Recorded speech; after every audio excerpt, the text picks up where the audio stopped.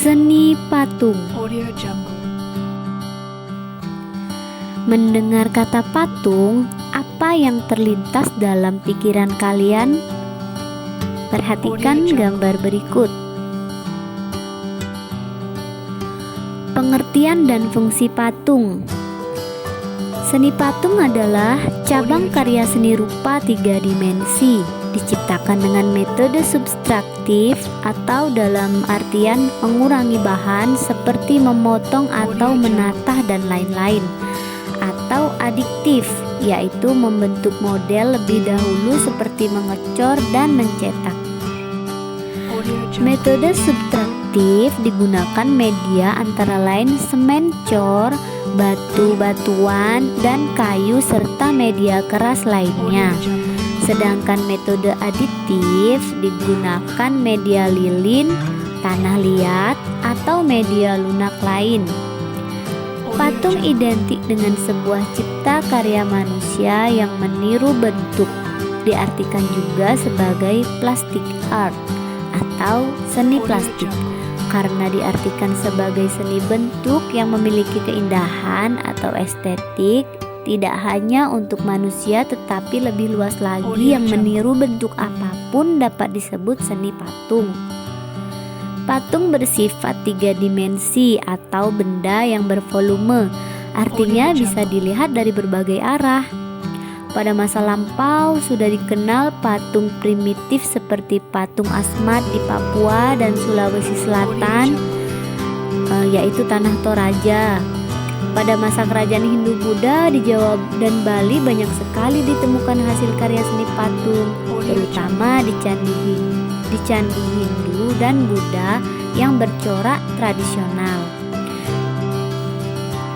Dilihat dari perwujudannya secara umum berdasarkan fungsinya, seni patung itu ada 6 macam. Yang pertama, patung religi.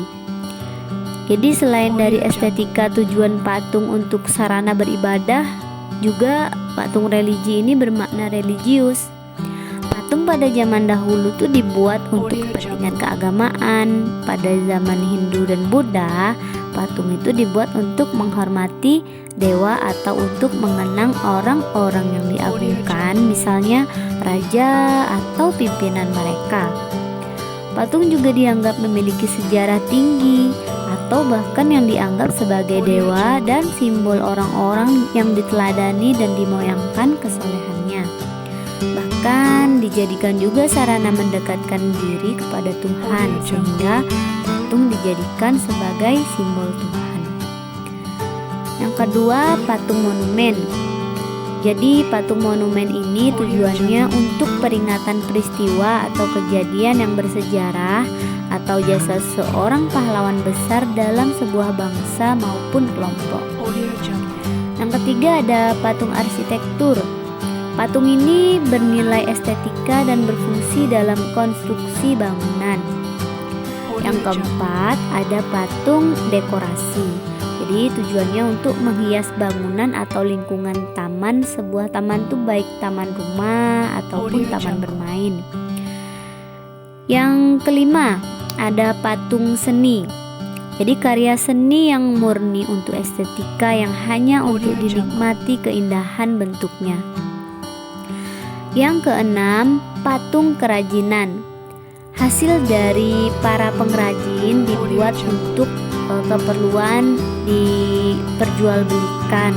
Jadi ini namanya patung kerajinan. Bentuk dan jenis patung. Dilihat dari perwujudan atau bentuknya, patung dapat dibedakan menjadi 2 macam, yaitu yang pertama adalah patung figuratif atau realis.